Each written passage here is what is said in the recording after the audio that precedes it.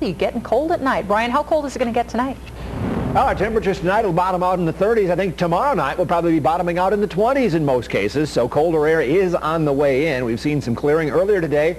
We had some showers. Taking a look at the Doppler radar for the lower Columbia Basin and the Yakima Valley.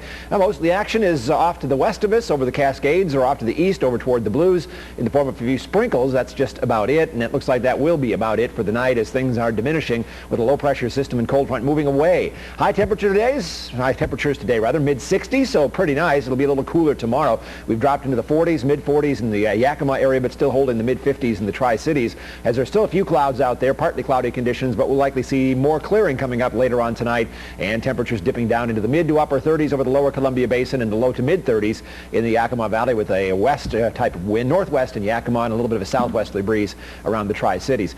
Tomorrow, it looks like temperatures will rise up into the low 60s for the Tri-Cities with mostly sunny skies, only the upper 50s in Yakima, so a cool day. But then again, it's October, it's fall, and usually it does get cool this time of the year. But we'll be warming up again. More on that in the Fox First forecast. That's in about 10 minutes. Thank you, Brian. Right now, police in Union Gap are searching for a 22-year-old woman who is classified as developmentally delayed. Andrea Mahone has been missing since Sunday night, and authorities say she wandered away from her home on the 2200 block of Landon Avenue. Now, if you have any information about this woman, please call the Union Gap Police, and their number is 248-0430, or simply call 911 if you've seen her. U.S. stocks surge in the last hour of trading after Federal Reserve Chairman Ben Bernanke endorsed a second stimulus package. Now, these are the closing numbers on the New York Stock Exchange's big board. The Dow Jones Industrial's up 413 points for the day. The S&P 500 is up 44 points. Here is yet another sign that our bad economic time isn't over just yet. According to Consumer Counseling Credit in Kennewick, the number of people needing financial counseling has quadrupled. Representatives say the major concern deals mostly with paying off all those subprime loans. Consumer Credit Counseling is offering free credit reviews tomorrow, and you can get one from 8 to 5 p.m. You can drop by their office or call them at 509-737-1973.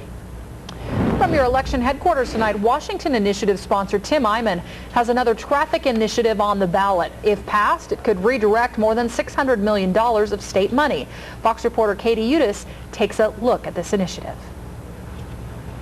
Open your voter's pamphlet to page 11. The measure will open high-occupancy vehicle lanes to all traffic during specified hours, require traffic light synchronization, increase roadside funding, and dedicate certain taxes, fines, tolls, and other revenues to traffic flow purposes. Optimize traffic flow, have a traffic light synchronization program that's top-notch, but the city of Yakima will not use any local dollars to pay for it. It's going to come from this new state account. People against the initiative are afraid it might be money spent to ease congestion problems in larger western Washington cities.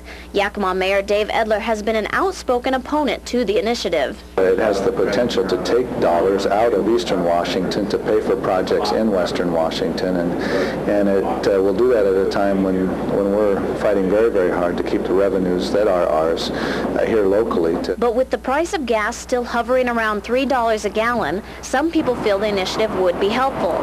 Karen Curry of Yakima gathered close to 1,800 signatures for the initiative. She told me today more efficiency would save on gas prices. According to the initiative, a reduced traffic congestion account would be created for the funds for the traffic reduction efforts. Edler is concerned that in these tough economic times, this initiative might not be the best allocation of money.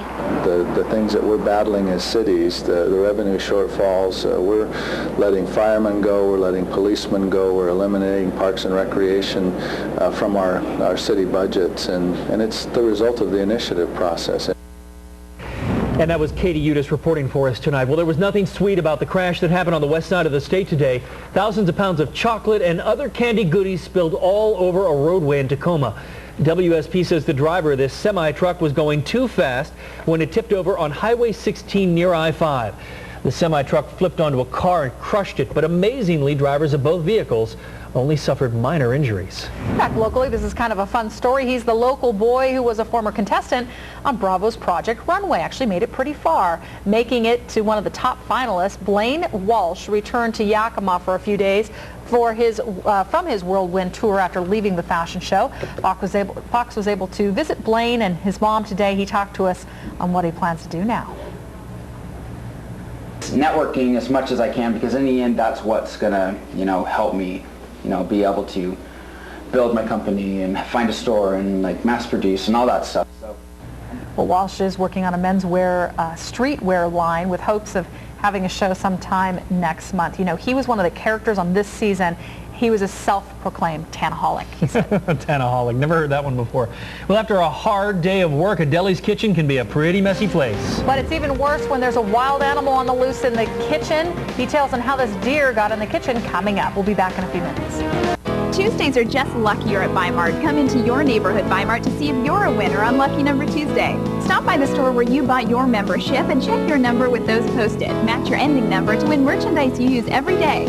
Or match your entire number this Tuesday and win merchandise like this, valued at up to $250. You can transfer your membership to the store you shop at now. Just stop by customer service. It's quick, easy, and free. Lucky Number Tuesdays, another membership advantage at Bi-Mart, just right for the Northwest. My mom was a hairdresser, and Dad taught school. I worked my way through college as a janitor. As governor, I'll never cut the minimum wage for any adult in Washington. Christine Gregoire is a